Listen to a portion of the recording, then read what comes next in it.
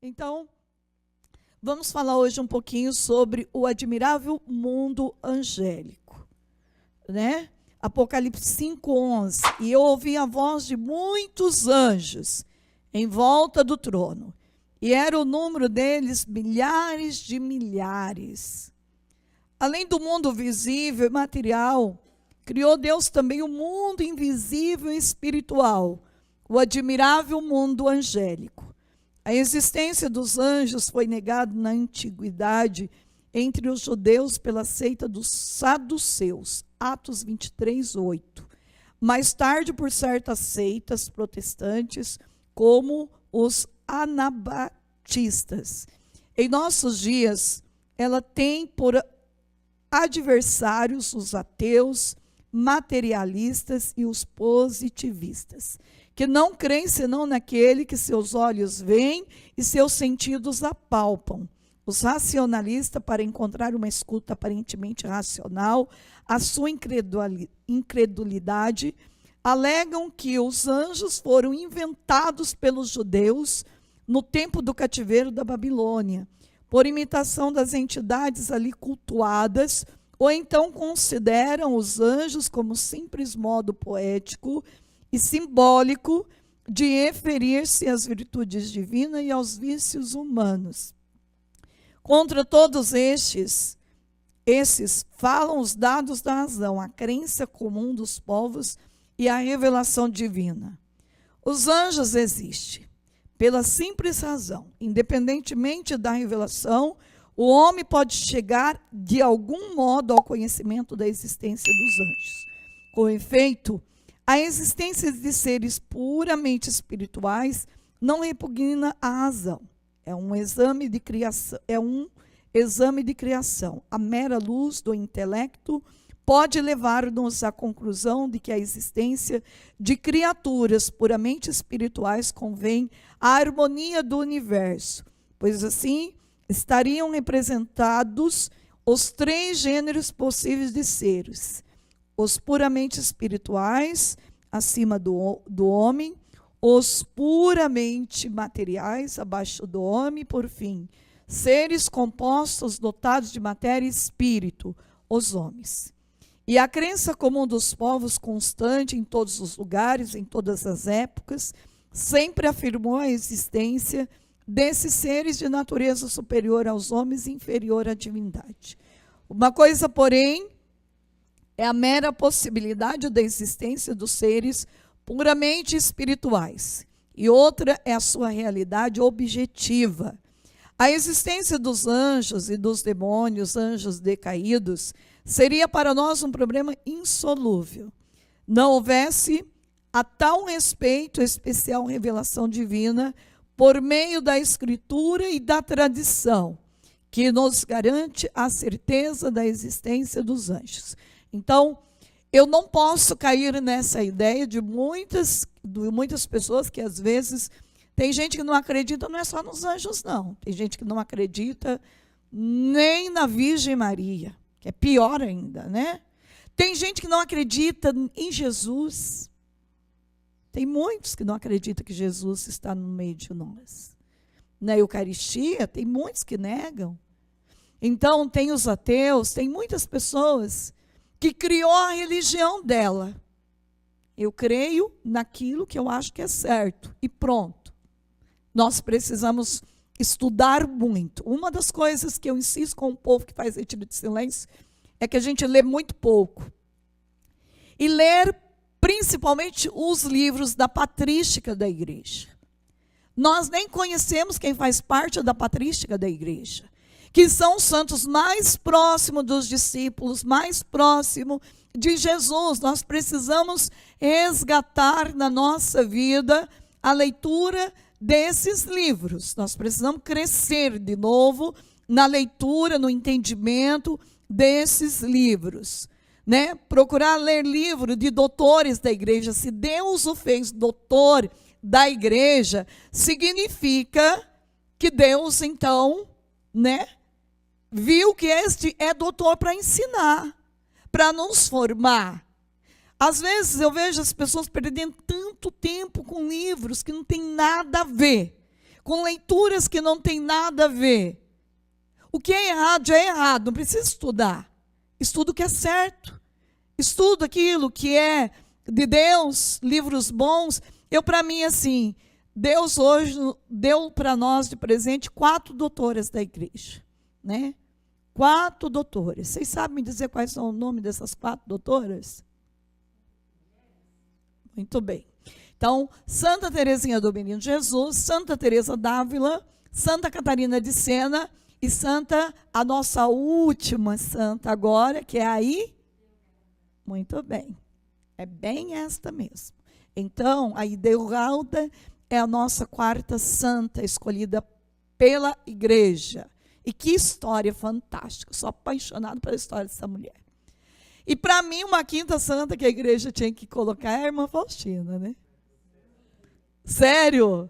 Gente, eu olho para a irmã Faustina, para mim ela já é doutora dentro da minha concepção. Porque a irmã Faustina, eu sou fã dela, não adianta. Para mim ela é uma escola de formação. E para mim esse livro diário da irmã Faustina, todo mundo deve ter. Eu falo isso para todo mundo. É de cabeceira. Todo dia tem um ensinamento novo. Esse livro da irmã Faustina diário é uma formação constante para nós. É um ensinamento. E o que eu gosto muito da irmã Faustina, porque tem muita coisa assim que Deus me deu, e depois eu fui lendo o livro dela, né? Eu fui vendo que a gente tem muita coisa que o Espírito Santo nos formou igual. Ela era uma santa também de devoção. Eu amo as devoções, vocês sabem disso. Eu acho que é por isso, para mim, as devoções me faz ser pequena, simples, né? Uma novena que você faz 9 dias. Tem muita gente que fala, eu não gosto de novena, não suporto novena. O que é a novena? A novena, Deus nos deu a novena como um meio muito simples. Que Deus viu que a gente sozinha, a gente não ia dar conta. A novena é o período que mais tem gente fazendo oração com a gente. E esta união de força faz um milagre. Deus disse, onde 2 ou mais se reuniram no meu nome para pedir seja o que for, eu atenderei. Então, quando a gente entra nessas campanhas de oração, de novena, muitas vezes a gente nem é tão fiel, mas a fidelidade de tantos cobre a nossa infidelidade. É tão bonito o caminho da novena, o caminho, né, dos sacramentais. Eu amo Teresa d'Ávila, quando ensina no livro da vida, olha, que usava água benta, que jogava água benta em tudo. E até hoje, no Carmelo, as irmãs são disciplinadas a jogar água benta em forma de cruz na cama antes de dormir. São gestos pequenos que fazem uma diferença tremenda. Então, eu sou apaixonada, assim, por algumas coisas que a irmã Faustina fazia, sabe? Né, de rezar 9 dias a novena, né, a novena da Salve Rainha. Gente, é muito linda, né? A forma que ela rezava. Muita gente fala assim, ai, as 1000 Ave Maria. Para mim, quem começou com as 1000 Ave Maria foi a irmã Faustina. Gente, ela rezou 9 dias, 1000 Ave Maria por dia. Então, se existe uma fonte correta, é o livro da irmã Faustina, né? 9 dias, 1000 Ave Maria, uma novena de 1000 Ave Maria por dia. Foi por isso que eu fiz o ano passado.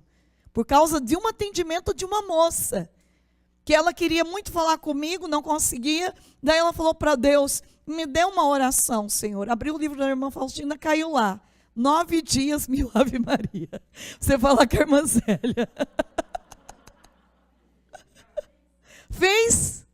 Ela fez e foi falar comigo. Quando ela falou comigo, daí Deus usou dela para falar comigo. Agora você está terminando a oração, você vai fazer 9 dias com o povo, 1000 Ave Maria. E aí foi por isso que eu comecei as 1000 Ave Maria, por causa dessa moça. Ela chegou chorando. Eu falei assim, veja se Deus não ia te atender, minha filha. Deus e a irmã Faustina, né? Deu esse caminho para você. Às vezes a gente quer o caminho mais fácil. Deus permite o caminho mais difícil para santificar a gente. E ela ainda falou para Deus, como que eu vou fazer 9 dias, 1000 Ave Maria, o trabalho o dia inteiro? Deus fez ela ganhar folga no trabalho, 9 dias, e ela fez 1000 Ave Maria. Ela contou para mim. Olha que bonito, uma menina nova, novinha. Deus fala o tempo inteiro, mas a gente não quer dar atenção ao que Deus fala. Esta é a verdade. Nós somos muito egoístas, muito orgulhosos, né? A gente não dá atenção. Deus fala de um jeito muito simples conosco. Então, a gente precisa muito tomar cuidado com quem a gente convive, porque às vezes as pessoas vão tirando de nós as nossas convicções.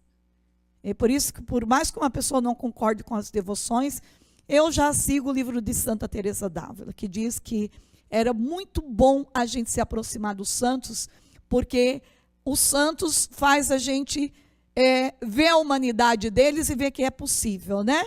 Que a gente não teme em imitar os santos, as boas qualidades e as virtudes deles. Então tá aí o caminho, é só ler os livros do santo que a gente tem uma escola formativa para nós. Essa revelação foi feita aos nossos primeiros pais e se conservou na humanidade por via da transmissão oral pelos patriarcas com o tempo e também por obra do demônio, sem dúvida. Essa revelação primitiva foi se corrompendo, restando dela meros vestígios no paganismo antigo e no atual. Nas brumas desse paganismo encontramos seres incorpóreos, ora malfazejos, ora benignos, quase sempre cultuados como divindades ou quase divindades. Para perseverar o povo judeu da contaminação por esta deformação politeísta pagã, os autores sagrados, durante largo período, evitaram mencionar nominalmente o espírito das trevas. E pela mesma razão não se encontra muitos pormenores no Antigo Testamento sobre a natureza dos anjos e dos demônios. Embora sejam mencionadas a cada passo, a revelação definitiva só se verifica com nosso Senhor Jesus Cristo. Porém, a Bíblia não traz toda a revelação sobre o mundo angélico, sendo necessário recorrer ao quê, gente? Que é uma coisa que nós temos que ter claro dentro de nós. Que nós precisamos estudar 3 coisas para chegar a uma conclusão dentro da igreja.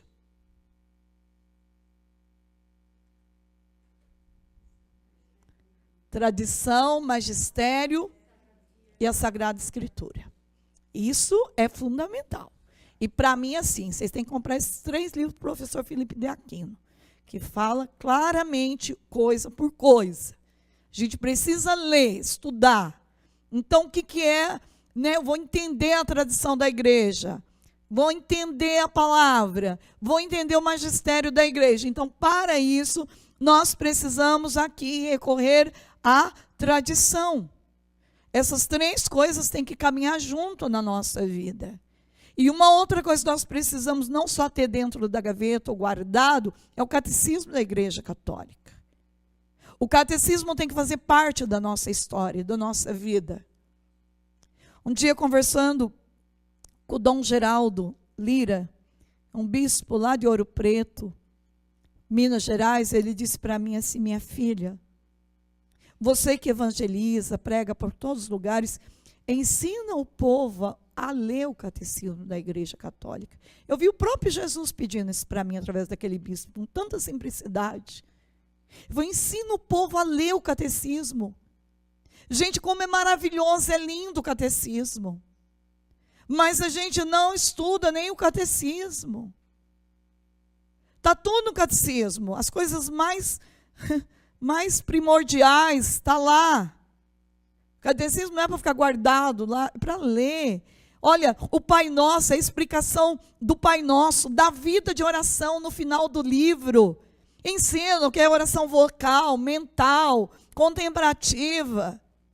Mas a gente não estuda, a gente não lê, a gente não sabe nada. E aí a gente vive aí uma vida de miséria, sendo que a gente poderia ter uma vida de riqueza, é muita riqueza. A igreja, ela deixou um patrimônio, um legado imenso para nós. Mas a gente perde muito tempo com coisas que não tem nada a ver. E por isso que é bom pegar fonte segura, porque nem sempre a internet tem fonte segura, gente. Tem que cuidar muito disso. Então a gente precisa de fonte segura, investir, comprar livros, fazer uma biblioteca dentro de casa. Eu parabenizo a Biblioteca Católica. Que coisa maravilhosa, todo mês você recebe um livro né? A Karina, ela assinou para mim. Para mim é um presente quando eu recebo aquela caixinha embrulhada de presente. Coisa mais linda do mundo. Gente, invista todo mês. Se você ler pelo menos um livro que chega da Biblioteca Católica, ou da outra, que é, agora a Karina assinou para mim também, Dom Bosco, né? Meu Deus, que livros bons. Sabe, vai formando a tua biblioteca católica. E é tão barato por mês para você ter tanto ensinamento. Eu agora, quando eu quero dar um presente para alguém, eu dou uma assinatura de 1 ano. Depois daí, ele assina. Depois de 1 ano assinando, ele não quer mais parar, né? Borborema? Instituto Borborema. Karina, mais um para você. É ela que me dá esses livros, porque eu não... afiliada para isso, né? Para assinar a Eclésia, eu sou apaixonada. Eu tenho, acho que quase todos os livros deles. Sou apaixonado pela Eclésia. Nossa. Então, nós precisamos investir, gente. E eu lembro de um professor, né, na teologia, que ele dizia assim: tenha os livros, você não precisa ler, mas tenha, porque na hora certa, Deus mesmo vai te levar a ler aquele livro. Forma uma biblioteca na tua casa para você.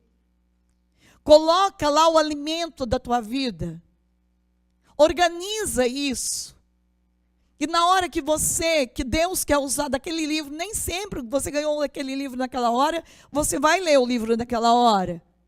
Mas na hora certa, você vai fazer a experiência. Eu lembro que, quando Deus quer que você leia uma coisa, Ele mesmo trabalha. Eu fui para Campo Grande e tinha um padre que queria um atendimento comigo. E diante de Jesus, na capela, eu sentei com ele e ele só chorava. Aí ele olhou para mim e falou assim: sabe, irmã Célia, desde quando Deus me deu a graça de ler o livro, Ele e Eu, o livro da Gabriele Bos, eu digo para você, esse livro converteu o meu coração de padre. Tudo que eu quero agora é ser santo. Veja, Deus usou deste livro para despertar nesse sacerdote muito jovem a santidade, porque alguém deu esse livro para ele. Eu sempre digo assim: a tua missão é dar, e a missão de Deus é despertar no outro a leitura. Ah, vou dar esse livro, mas a pessoa não gosta de ler.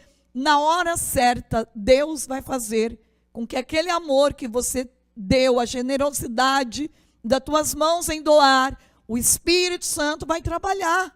Você não tem que se preocupar. A tua missão é fazer a tua parte. E a missão de Deus é fazer o que Ele realmente deseja. Quando aquele padre falou isso, eu falei: Padre do céu, preciso de um livro desse para mim. E naquele mesmo dia, Deus me deu a graça de ganhar aquele livro, que é um livro que faz parte hoje também da minha escuta de Deus. São 3 livros que hoje, para a glória de Deus, faz parte da minha vida, né? O Diário da Irmã Faustina, a Bíblia, este livro, Ele e Eu, e a Imitação de Cristo. São 4, na verdade, que faz parte da minha escuta de Deus todos os dias. E como uma coisa tem conexão com a outra, é incrível. Como Deus fala. Deus fala com a gente. A gente só precisa ter a disposição em querer escutar. Só isso. Então, Deus fala através de um livro? Fala. Como Deus fala comigo através dos livros? E por isso que eu gosto de ter o meu livro, riscar, anotar. Eu sou assim, eu gosto de sentir, eu gosto de pegar, eu não gosto, né, de ler livro via internet, eu não gosto. Tanto é que o povo manda coisa via internet para mim, eu mando tudo para a gráfica, imprimir tudo. Pago assim, não sei quanto xerox, mas eu preciso ter o papel na mão. É o meu jeito de gravar. Eu gravo anotando, riscando. Esta é a forma de eu gravar. Né? Eu preciso enxergar assim, desta forma. Né? Eu tenho que ter a imagem assim, diante dos meus olhos.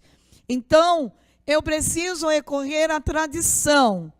Esta, como se sabe, encontra-se recolhida nos documentos dos Santos Padres e escritores eclesiásticos dos primeiros tempos, assim como os documentos do magistério, papas e concílios, na liturgia e nos monumentos da antiguidade cristã, catacumbas, cemitérios e etc.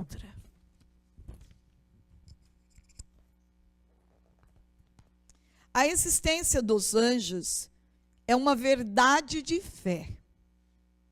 Então, isso é importante de gravar. A existência dos anjos é uma verdade de fé, provada pela Escritura e pela tradição. Pronto, se eu entendi isso, está tudo entendido. Vocês é capaz de repetir o que eu falei?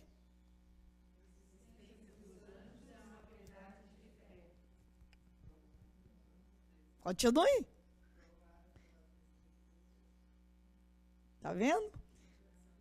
Por isso que é bom anotar, né? Que a gente acha que a gente gravou. A gente não grava nada, na verdade.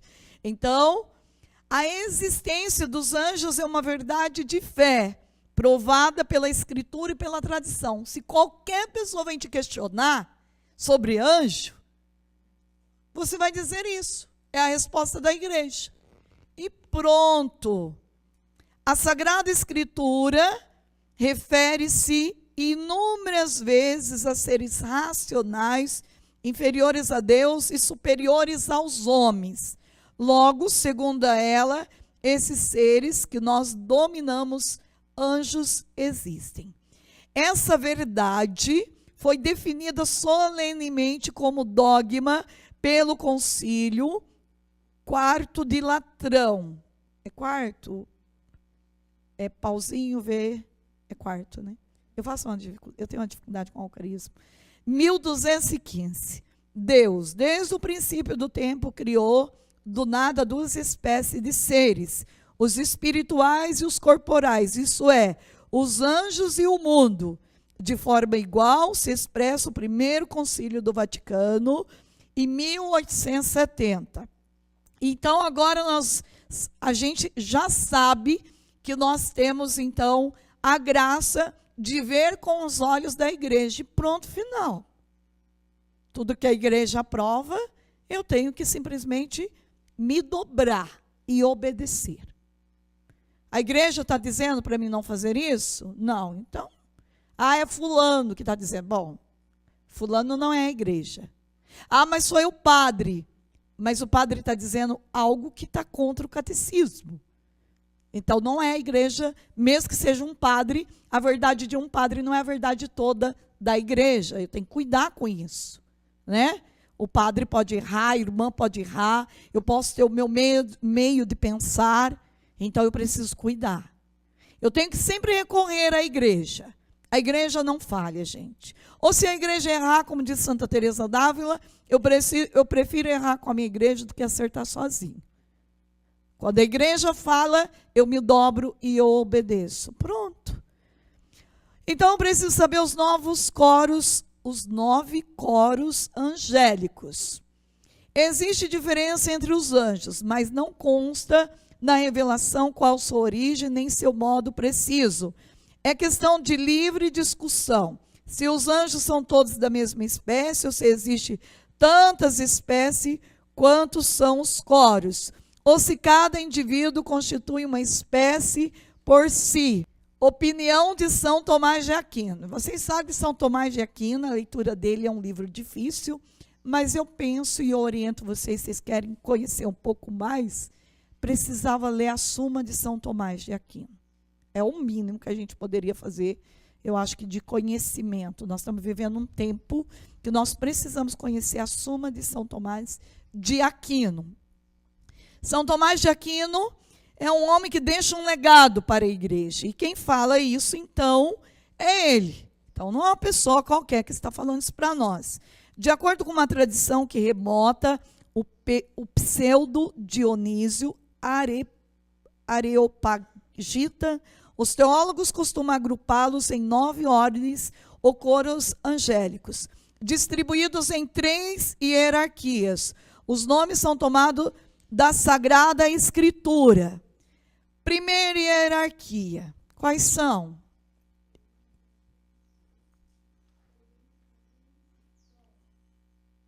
Vamos lá. Serafins, querubins e tronos. é a primeira hierarquia dos anjos: serafins, querubins e tronos. Segunda hierarquia: dominações, potestades e virtudes. Dominações, potestades e virtudes. Terceira hierarquia: principados, arcanjos e anjos. Principados, arcanjos e anjos. Então, vou repetir tudo de novo.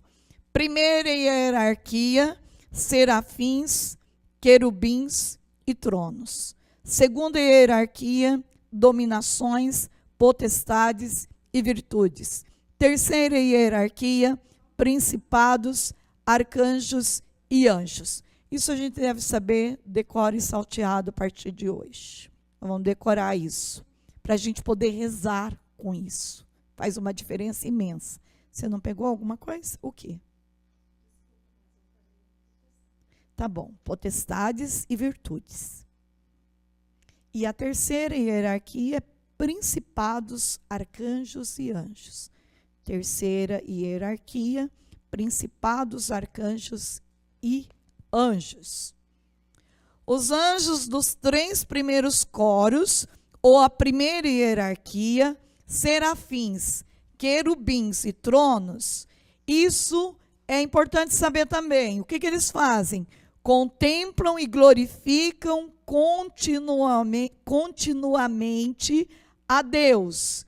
Vi o Senhor sentado sobre um alto e elevado trono, os serafins por cima do trono, e clamava um para o outro e dizia: Santo, Santo, Santo, é o Senhor dos exércitos. Isaías 6, do 1 a 3. O Senhor reina, está sentado sobre os querubins. Salmo 98, 1. Os 3 coros seguintes: dominações, virtudes e potestades ocupam-se do governo no mundo. Finalmente, os 3 últimos, principados, arcanjos e anjos, executam as ordens de Deus. Bendizei ao Senhor, vós todos os seus anjos, fortes e poderosos, que executais as suas ordens e obedeceis sua palavra. Salmo 102, 20. Então, entender isso, que a primeira hierarquia, então, nós podemos ver em Isaías 6, do 1 ao 3, aonde há uma proclamação: Santo, Santo, Santo, é o Senhor Deus dos exércitos. E aonde a gente vai ver esta oração sendo feita no nosso dia a dia? Na missa. Muito bem. Então, na missa, nós estamos rezando a palavra de Deus. Bem, os 3 coros seguintes, dominações, virtudes e potestade, aqui nós precisamos rezar muito pelo nosso governante, invocando esses 3 exércitos de anjos, para que cuide dos nossos governantes. E os últimos, principados, arcanjos e anjos, eles executam as ordens de Deus, né? Salmo 102, 20. Todos eles podem, entretanto, ser chamados genericamente de anjos, estando à disposição de Deus para executar suas vontades, embora o Evangelho, na anunciação de Maria, se refira ao anjo Gabriel. Lucas 1, 26. A palavra de Tobias se refere ao anjo Rafael.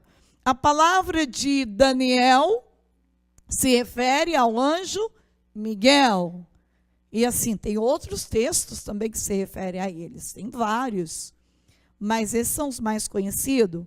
Então, isso não quer dizer que ele pertence à última das hierarquias angélicas, pois a sublimidade dessa embaixada leva a supor que se trata de um dos primeiros espíritos que assistem diante de Deus. Os 3 arcanjos, como são conhecidos comumente, São Miguel, São Gabriel e São Rafael, pertence provavelmente a mais alta hierarquia angélica. Falaremos deles mais adiante.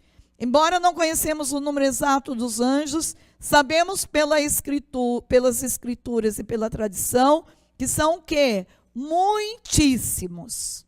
Entender que há muitos anjos. E que o que lemos no livro do Apocalipse, eu ouvi a voz de muitos anjos em volta do trono. E era o número de milhares e milhares. Apocalipse 5:11.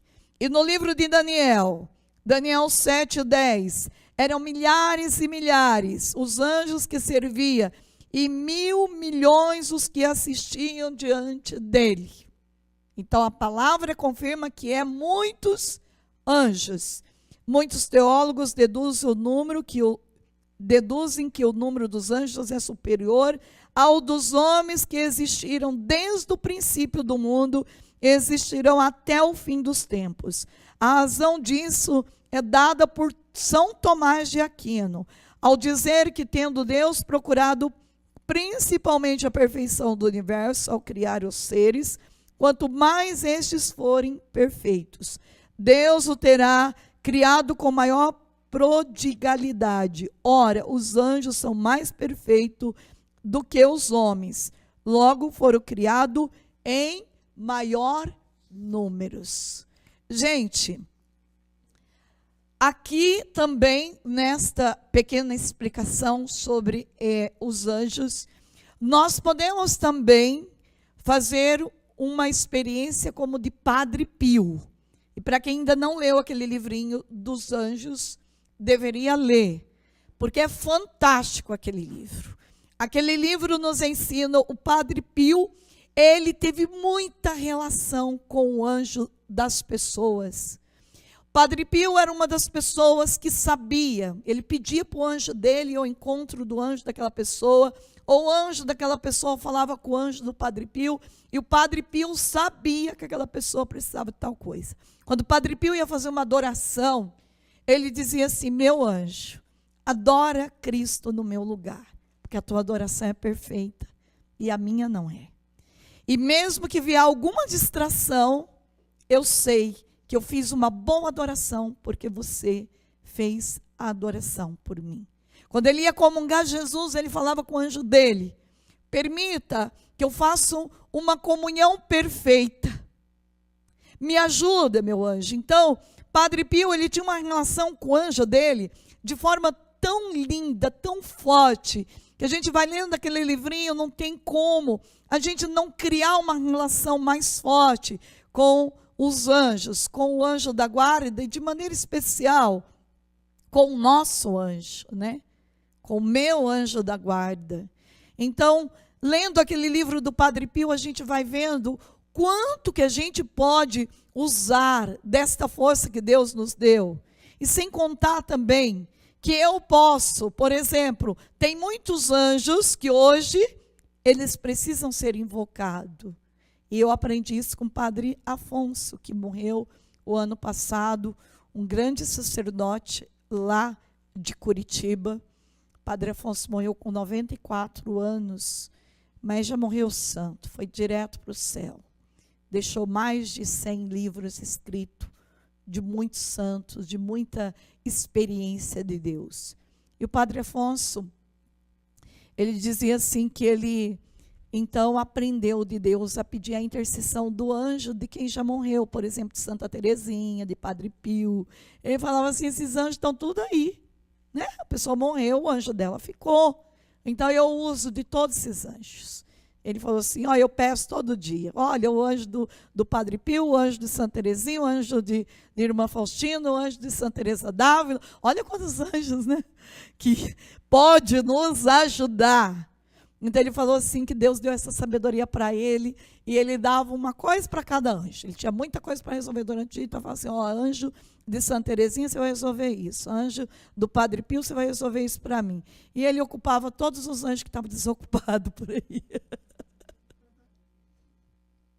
Vocês vão ter muitas experiências, vocês não sabem tanta experiência que eu tenho assim de questão de anjos. Nossa, é muito forte, são pessoas trabalhando para nós, ao nosso, né, totalmente disponível para nos ajudar. né? A gente não precisa passar tanto aperto, né? É só pôr os anjos para trabalhar. Quer ver quando um filho sai, e você não queria que ele saísse com aquela turma, com aquele povo, é só você falar, né? Senhor, eu quero agora pedir para o meu anjo ir lá falar com o anjo desse meu filho, para que ele não fique neste lugar. Traz ele de volta, rapidinho. O filho volta para casa. Não senti vontade mais de sair, não quis mais sair. É incrível como isso dá certo. Na verdade, a gente usa pouco daquilo que Deus deixou para a gente como herança nessa terra, né? Então, este é o caminho. Santo anjo do Senhor, meu zeloso e guardador, se a ti me confiou a piedade divina, sempre me rege, me guarde, me governe, me ilumine. Amém.